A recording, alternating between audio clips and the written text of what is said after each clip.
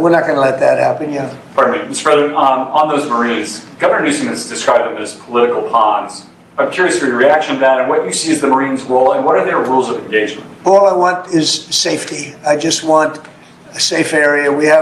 Los Angeles was under siege until we got there. The police were unable to handle it. You can speak to the chief. He said it on television 3 nights ago. He said, this is more than we can handle. They said that. And the LA police, I know a lot of the police in LA, they're great people, but they're given instructions not to do this, not to do that. But in this case, they were trying their best. They were not able to handle it. It was out of control. When we got there, and you have to remember, I've been here before, and I went right by every rule, and I waited for governors to say, send in the National Guard. They wouldn't do it. They wouldn't do it, and they just wouldn't do it. It kept going on and on. Got worse and worse. And in Minneapolis, that city was burning down 7 days. And I said, I don't care. The governor, who's a governor that just happened to be running for vice president, you talk about an incompetent governor. He's an incompetent person. That he was picked. Well, I was actually very happy he was picked for other reasons. But this guy wouldn't call the National Guard. And we ultimately just sent in the National Guard. We stopped it.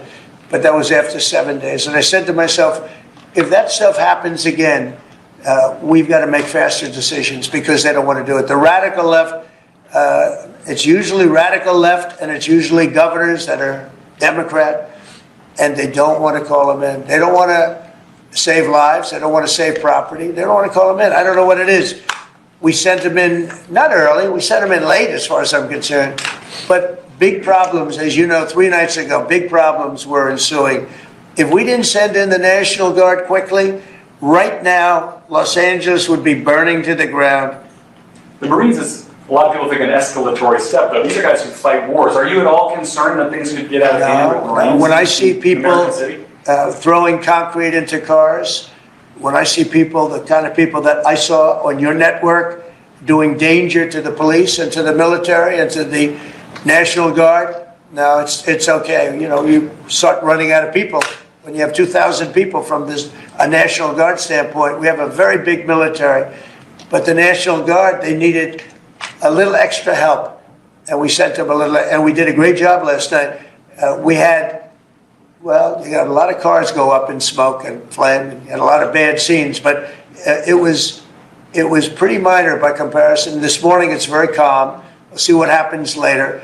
But they know if they go there, they're not going to get anywhere because we have the National Guard there. We backed it up with a number of Marines, yeah. Mr. President, do you agree with Governor Abbott soon signing legislation to mandate the 10 Commandments in school classrooms? Having to do with what? Governor Abbott is soon going to sign legislation to mandate displays of the 10 Commandments in school classrooms. Do you support him? I have to take a look at it. I'm going to have to look at it. Will the National Guard be in California indefinitely? How long will they be there until you think? Until there's no danger.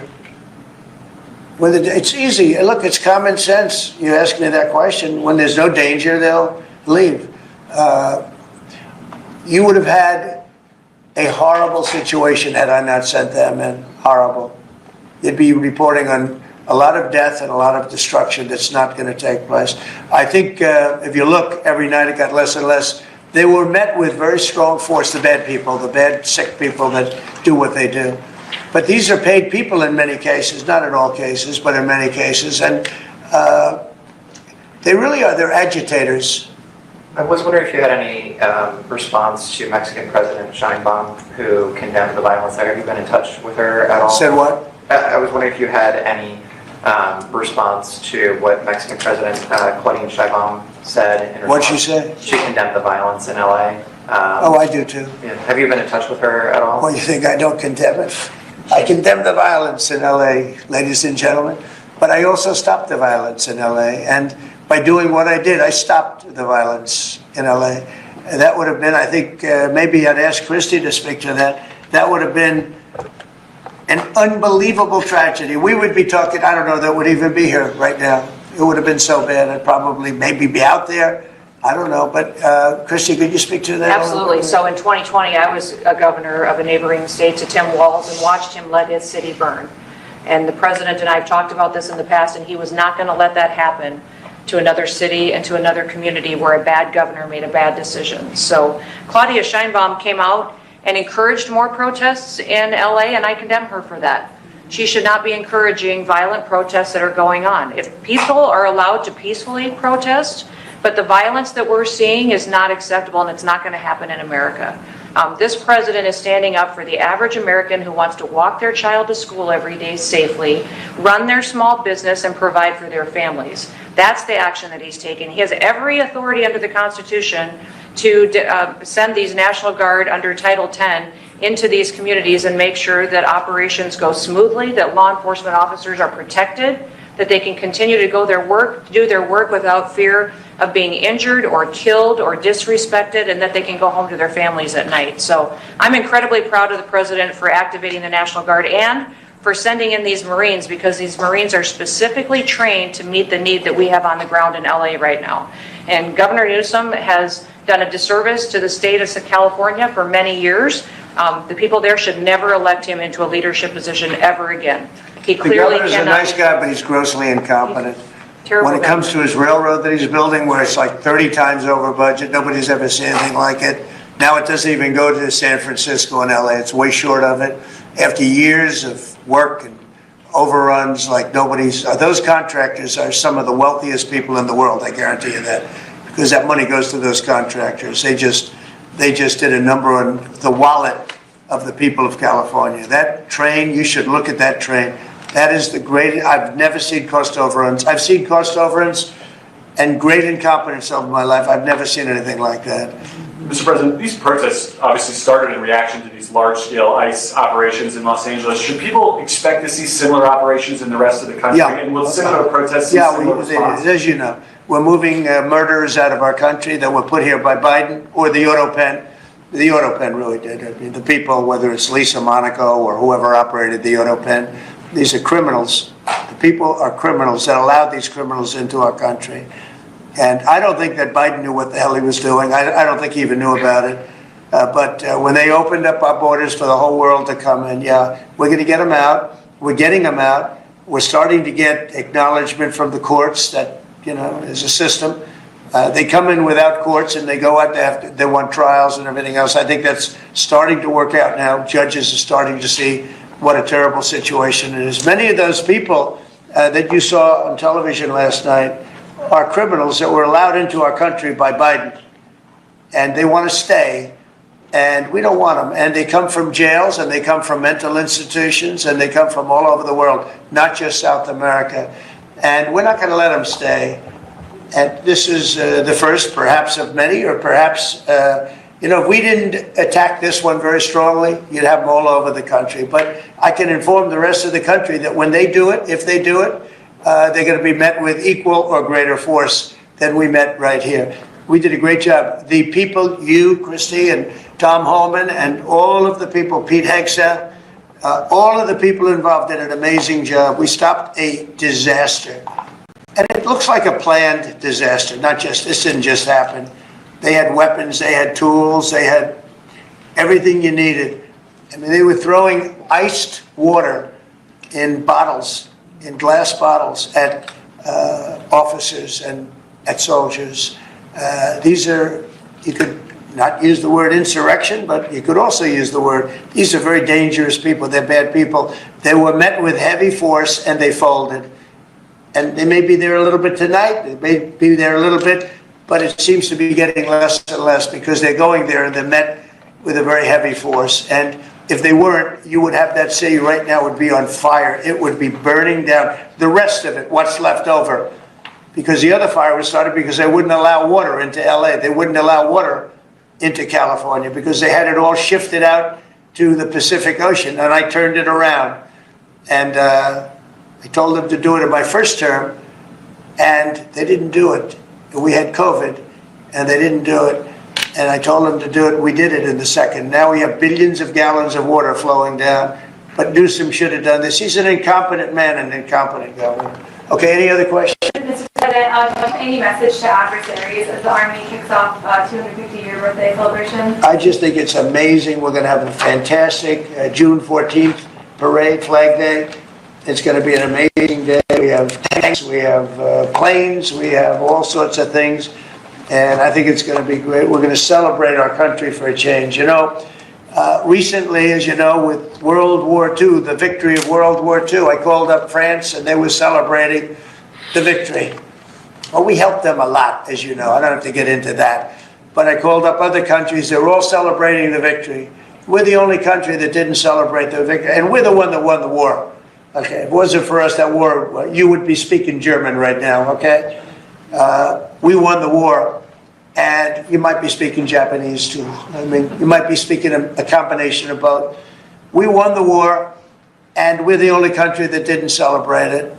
And we're going to be celebrating big on Saturday. We're going to have a lot of, and if there's any protester that wants to come out, they will be met with very big force. By the way, for those people that want to protest, they're going to be met with very big force. And I haven't even heard about a protest, but, you know, this is people that hate our country. But they will be met with very heavy force.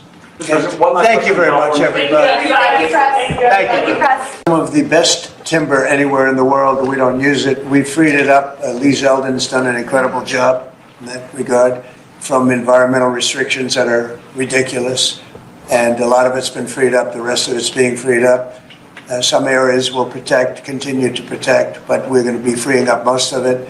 And again, we have some of the best in the world. And when I hear you say that we lost more in fires than we produce, is so crazy, because we shouldn't lose very much at all. I mean, I could say we shouldn't lose any if it was perfect, but it should not be ever like what we've seen. We're sending billions of dollars to California all the time because obviously in California they are not doing a good job in any way, shape, or form, any other thing either. So with that, I'm heading to Fort Bragg right now. I think the helicopter's landing as we speak. But if you want, we'll take a few questions. Mr. President, will you invoke the Insurrection Act to deal with the situation in California? If there's an insurrection, I would certainly invoke it. We'll see. But I can tell you last night was terrible. The night before that was terrible. We have, as you've seen, it was on most of your networks, people with big, heavy hammers pounding the concrete and pounding curbs, pounding it, breaking up, and handing these big chunks of concrete to people. And they were taking that concrete, going up on bridges and dropping it into the roof of a car. They were throwing it at our police. They were throwing it at our soldiers that are there. And we got it stopped, and we have them in custody right now. Look, if we didn't get involved, right now, Los Angeles would be burning, just like it was burning a number of months ago with all the houses that were lost. Los Angeles right now would be on fire, and we have it in great shape. We're not playing around. How will you determine whether or not there is an insurrection? Well, you'll take a look at what's happening. I mean, I could tell you there were certain areas of Los Angeles that you could have called it an insurrection. It was terrible. But these are paid insurrectionists. These are paid troublemakers. They get money. And when you take a look at what they do, where they show up, and everyone's saying, what's he doing? He's pounding the curbs. This one guy's pounding the curb, breaking the curb, and handing big pieces of granite. In some cases, it's granite and concrete to other people. And they're running out with it. And then we watch the other people, and they try and throw it into the face of the soldiers, throw it into the face of the police, and they hurt some people very badly. They go up on bridges, they drop it down on the cars as the cars are moving. They're not breaking the curb because they're doing a demolition service. They're breaking it to hand out to people as a weapon. It's bad stuff. I've never seen that before. Mr. President, how soon do you want to see FEMA eliminated? And what's your message to the governors about how much more of an expense is going to fall to states? Yeah, well, it's not going to be so much the states. We're going to give out less money. We're going to give it out directly. It'll be from the president's office. We'll have somebody here. Could be Homeland Security, but we're going to give it out through a method where it's given out. As an example, I just gave out $71 million to a certain state. They were looking to do about 120. They were very happy with the 71 million. We did a little cutting, and they were very happy with it. So we're going to do it much differently. We think after this, Christy, I'd say after the hurricane season, we'll Yes, start sir. You phasing set it up out. a FEMA council over the next couple of months. We'll be working on reforms and what FEMA will look like in the future as a different agency, as under the Department of Homeland Security, to the president's vision. And it will empower governors to go out and respond to filling the need to which is appropriate, and that people are responsible to respond to their own people closest to home. So If it's a certain state, as an example, gets hit by a hurricane or tornado, that's what a governor, a governor should be able to handle it. And frankly, if they can handle it, the aftermath, then maybe they shouldn't be governor. And Mr. President, when is the last time you spoke with Governor Newsom? A day ago. Called him up to tell him, got to do a better job. He's doing a bad job, causing a lot of death and a lot of potential death. If we didn't send out the National Guard, and last time we gave him a little additional help, you would have, Los Angeles would be burning right now. Los Angeles would be not a lot different than what you saw take place in California and Los Angeles just a little while ago. And you got to remember, we have the Olympics coming. And we don't want people looking at Los Angeles like it would have been. It would have been bad. Last night they had total control. If we didn't have the military in there, the National Guard, and then we also sent in some Marines, we had some bad people. We have people, they look in your face and they spit right in your face. They're animals. And these are paid insurrectionists. These are paid troublemakers. They're agitators. They're paid. Do you think somebody walks up to a curb and starts hammering pieces out, has all the equipment necessary, and starts handing it out to people to use as a weapon? These are paid insurrectionists or agitators or troublemakers. You can call it whatever you want. And we ended it, and we have in custody some very bad people. Some very bad people.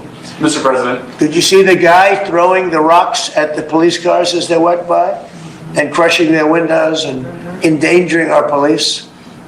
We're not going to let that happen, Pardon me, Mr. President, on those Marines, Governor Newsom has described them as political pawns. I'm curious for your reaction to that and what you see as the Marines' role and what are their rules of engagement?